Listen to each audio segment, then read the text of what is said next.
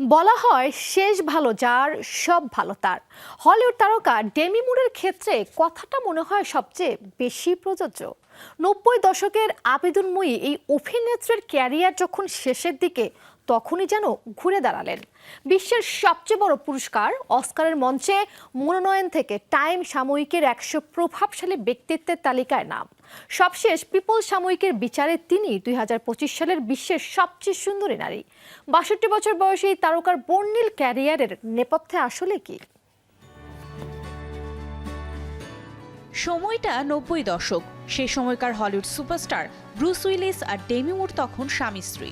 Bruce তখন বিশ্বের সবচেয়ে বেশি পারিশ্রমিক পাওয়া অভিনেতা। ডেমি মুরই বা পিছিয়ে থাকবেন কেন? স্ট্রিপটিজ সিনেমার জন্য $12.5 মিলিয়ন পারিশ্রমিক নিয়ে তিনি হলেন সর্বোচ্চ পারিশ্রমিক পাওয়া অভিনেত্রী। কিন্তু এই $12.5 মিলিয়ন ডেমির জন্য সুখ্যাতি আর কুখ্যাতি দুই এনে দেয়। 1995 সালে স্ট্রিপটিজ সিনেমার পোস্টারে তার আবেদনময়ী পোজ এতটাই আলোচিত যে এখনও অভিনেত্রীর নাম লিখলে ইন্টারনেট সার্চ ইঞ্জিনে সেই সিনেমার নামই সবার আগে আসে। 2019 সালে নিজের কৈশোর নিয়ে বিস্ফোরক তথ্য দেন। জানান 15 বছর বয়সে নিজের বাড়িতেই ধর্ষণের শিকার হন তিনি। ধর্ষণকারী নাকি এজন্য ডেমির মাকে $500 দিয়েছিলেন। তবে ভয়ঙ্কর সেই কৈশোর পেরিয়ে নিজের পথ নিজেই খুঁজে পেয়েছেন ডেমি। 80 দশকে গীতিকার হিসেবে ক্যারিয়ার শুরু। ফ্রেডি মুরের সঙ্গে 3টি গান লেখেন, হাজির হন মিউজিক ভিডিওতেও। 1981 সালে প্রাপ্তবয়স্কদের সাময়িকী প্রচ্ছদে হাজির হয়ে সাড়া ফেলে দেন। একই বছর চয়েসেস সিনেমায় ছোট্ট একটি চরিত্র দিয়ে অভিনয় শুরু করেন। 80 দশকে আরও সিনেমা করেন, তবে কোনোটি মনে রাখার মতো নয়। একমাত্র ব্যতিক্রম দ্য সেভেন্থ সাইন ও উই আর নো অ্যাঞ্জেলস। পরেরটিতে তাকে পর্দায় দেখা যায় রবার্ট ডি নিরো ও শন পেনের সঙ্গে। ক্যারিয়ারের মতো তার ব্যক্তিগত জীবনও ছিল টালমাটাল। গায়ক ফ্রেডি মুর থেকে অভিনেতা এমিলিও এস্তেভেস, ভেঙে গেছে সব সম্পর্কই। 1987 সালে ব্রুস উইলিসের সঙ্গে ঘর বাঁধেন ডেমি। এই সংসারে 3 সন্তান রয়েছে। সবশেষ অ্যাস্টন কুচারের সঙ্গে তৃতীয় বিয়ে ভেঙে গেলে এরপর আর বিয়ে করেননি ডেমি।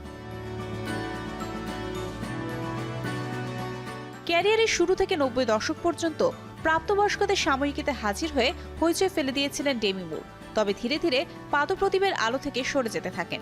চলতি শতকে নানা ঘরানার সিনেমা দিয়ে নিজের ওপরই যেন পরীক্ষা নিরীক্ষা চালান। গত বছর মুক্তি পাওয়া দ্য সাবস্ট্যান্স সিনেমায় অভিনয় করে সমালোচকদের প্রিয় পাত্রী বনে যান তিনি। And the winner of the Critics' Choice Award for Best Actress is Demi Moore. এই এক সিনেমার জন্য golden globe, critics choice, screen actors guild সহ সব পুরস্কার পান।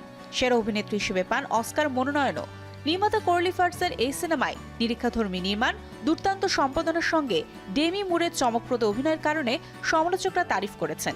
সিনেমায় প্রস্থেটিক মেকআপের কাজ ছিল দারুণ। কিছুদিন আগে টাইম সাময়িকীর 100 প্রভাবশালী ব্যক্তিত্বের তালিকায় জায়গা করে নিয়েছেন ডেমি। পিপল সাময়িকীর বিচারে চলতি বছর সবচেয়ে সুন্দর নারীর তকমা পেয়েছেন। আগামী মাসে সাময়িকীর প্রচ্ছদ তিনি। ডেমির বয়স এখন 62।